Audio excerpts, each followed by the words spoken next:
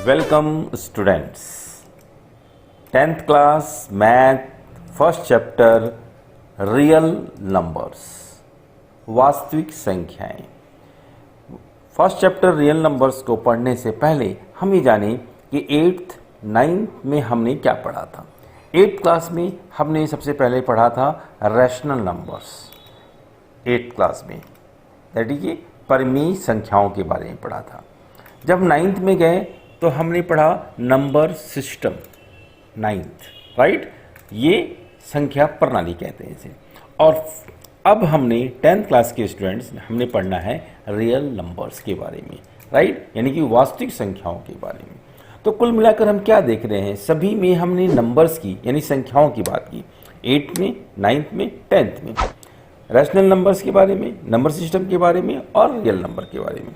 अब real numbers में actual में हम क्या पढ़ेंगे इसे हमने देखना है। तो सबसे पहले जो रियल नंबर्स होते हैं, जिसे हम हिंदी में कहते हैं वास्तविक संख्याएं, इनको हमने दो भागों में बांटा है, राइट। सो सबसे पहले ये दो भाग हैं। पहला है रैशनल नंबर्स और दूसरा है इर्रेशनल नंबर्स, यानी कि परिमेय संख्याएं और अपरिमेय संख्याएं। ध्यान रखें, 10th क्लास में हमने रियल नंबर के बारे में पढ़ना है, वास्तविक संख्या के बारे में पढ़ना है, जिसे दो भागों में बांटा गया है, रैशनल नंबर यानी कि परिमेय संख्याएं, इर्रेशनल नंबर्स यानी कि अपरिमेय संख्याएं। अब प्रश्न उठता है रैशनल नंबर क्या होते हैं और इर्रेशनल नंबर क्या होते हैं। तो रैशनल नंबर्स की एग्जाम्पल देखिए और इसकी परिभाषा देखिए। तो रैशनल नंबर्स यानी कि परिमेय संख्याएं जो है, इसे हम लाइक 3/2, -3/2, 1/2 इस प्रकार से हम लिख सकते हैं। कुल मिलाकर हम ये कहें कि rational numbers are those number जो p/q के फॉर्म में हों, यानी rational numbers are in the form of p/q। अब यहाँ पर आप देख रहे हैं 3/2, 3/2 मीन्स p/q, -3/2 यानी कि p/q, 1/2 दैट इज p/q यानी कि p/q के रूप में है। लेकिन एक कंडीशन यहाँ पर है, वो ये है कि q जो है वो 0 के बराबर नहीं होना चाहिए। q is not equal to 0। Why? Because अगर हम कहते हैं 3/2 अगर एक रैशनल नंबर है तो 3/0 तो रैशनल नंबर नहीं हो सकता ना, क्योंकि 3/0 तो डिफाइंड ही नहीं हो पाएंगे, राइट। सो रैशनल नंबर जो है वो p/q के रूप में है, लेकिन यहाँ पर q वो 0 नहीं है। अब बात करते हैं अपरिमेय संख्याएं क्या है, यानी कि इर्रेशनल नंबर क्या है।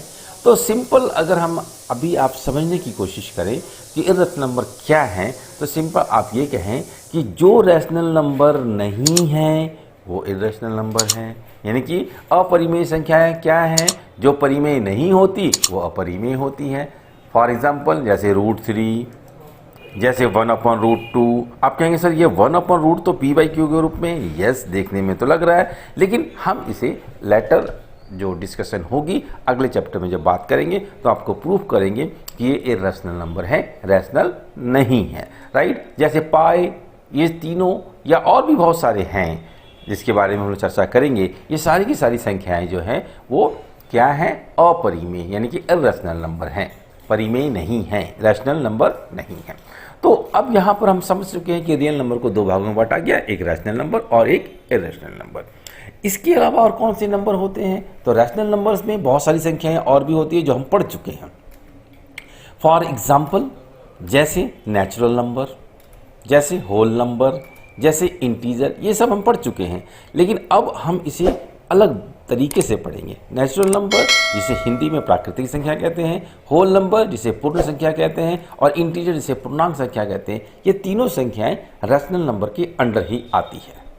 तो कुल मिलाकर हम ये कहें कि rational numbers, natural numbers, whole number और इंटीजर ये एक ग्रुप है और इर्रेशनल नंबर एक अलग ग्रुप है, राइट। तो एक बार इसकी समरी हम एक बार दोबारा देखते हैं कि नेचुरल नंबर कौन से हुए।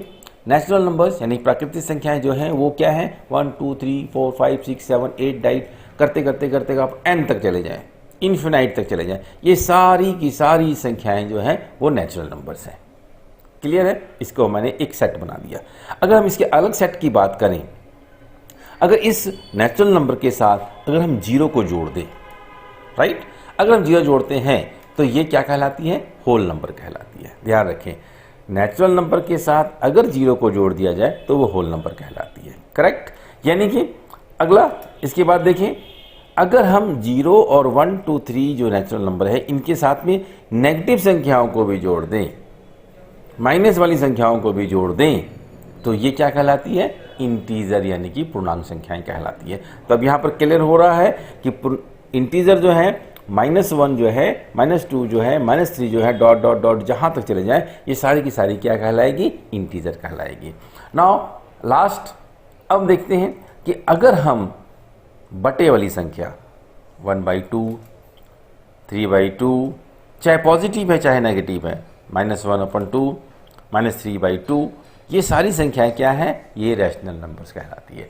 तो ये एक पूरा का पूरा जो सेट है, rational number, integer, whole number, natural number, इसको एक कंप्लीट सेट रखा गया है।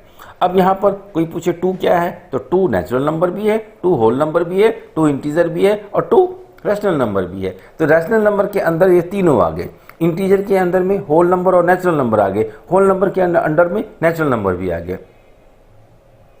मेरे ख्याल से बहुत हद तक आप लोग को क्लियर हो रहा होगा कि ये संख्याओं को डिस्ट्रीब्यूशन, संख्याओं को कैसे बांटा गया है। तो नेचुरल नंबर, होल, और इसमें बहुत ज़्यादा सोचने की भी ज़रूरत नहीं है, आपके दिमाग में ये चीज़ बात फिट होनी चाहिए कि natural number 1 2 3 4 5 up to n तक अगर 0 जोड़ते हैं तो वो होल नंबर कहलाएगा, अगर नेगेटिव की संख्याएं जोड़ते हैं तो इंटीजर कहलाएगी, अगर बटे वाली संख्या चाहे प्लस वाली हो चाहे माइनस वाली हो तो वो रैशनल नंबर कहलाएगी। और ये पूरा का पूरा जो सेट बना है वो रैशनल नंबर के अंडर में आ रहा है। अब इन सेट के अलावा एक सेट और होता है जिसे हम कहते हैं इर्रेशनल नंबर्स, राइट। तो इर्रेशनल नंबर में कौन से नंबर होते हैं? जैसे हमने अभी देखा था, √3 है, 1/√2 है और पाई है, ये सारे जो है इर्रेशनल है। अब आप देखिए हमारे पास 2 सेट बन गए, एक रैशनल नंबर का सेट बन गया और एक इर्रेशनल नंबर का सेट बन गया, एक परिमेय संख्याओं का ग्रुप बन गया और एक अपरिमेय संख्याओं का ग्रुप बन गया। इन दोनों संख्याओं को अगर हम एक सिस्टम के अंडर ले आए, एक पद्धति के अंडर में ले आए, तब इस पूरे सिस्टम को हम कहते हैं द रियल नंबर सिस्टम, वास्तविक संख्या पद्धति, जो कि चैप्टर का हमारा नाम है, फर्स्ट चैप्टर जो 10th क्लास का है, द रियल नंबर सिस्टम। तो द रियल नंबर सिस्टम में हम रैशनल नंबर और इर्रेशनल नंबर दोनों के बारे में पढ़ेंगे। क्लियर है? अब इसमें हम कौन कौन से टॉपिक कवर करेंगे, कैसे एक्सरसाइज बनाएंगे, वो हम लोग चैप्टर वाइज देखेंगे।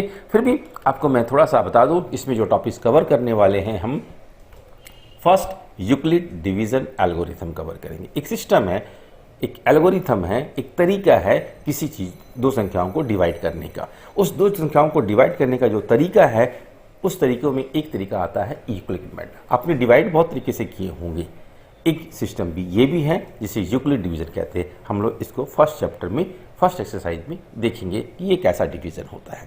दूसरा एलसीएम और एचसीएफ के बारे में पढ़ेंगे, ये हमने 7th क्लास में पढ़ा हुआ है। इसके बहुत सारे क्वेश्चंस हैं, बहुत सारे एक्सरसाइज हैं, बहुत सारे एमसीक्यू भी हैं जो हम लोग इसमें कवर करेंगे। तीसरा है लॉन्ग डिवीजन मेथड। अगर हम लोग डिवाइड करते हैं तो एक शॉर्ट मेथड भी होता है, एक लॉन्ग डिवीजन भी होता है। तो लॉन्ग डिवीजन मेथड क्या होता है ये भी हम इसमें पढ़ेंगे, और लास्ट में प्राइम फैक्टराइजेशन मेथड भी पढ़ेंगे। तो कुल मिलाकर ये 4 टॉपिक्स हैं जो इसमें हमने पढ़ने हैं और इसके एक्सरसाइज को सॉल्व करना है। तो होप बॉयज़ आपने सभी अच्छी तरह से समझ लिया होगा कि रियल नंबर सिस्टम क्या है, इसमें क्या क्या चीज़ें पढ़नी है। इस वीडियो को आप 2-4 बार देखें जिससे आपका फोकस बन जाए, आपका माइंड जो है सेटअप हो जाए कि हमने क्या पढ़ना है। बेसिकली हम ये नहीं समझ पाते कि हमें पढ़ना क्या है और क्यों पढ़ना है। जब हम ये समझ में आ जाए कि हमें ये क्यों पढ़ना है तो सारे समझ आसान बन जाते हैं। तो इन 4 टॉपिक्स को हम लोग जल्दी ही कवर करेंगे, right. Thank you very much.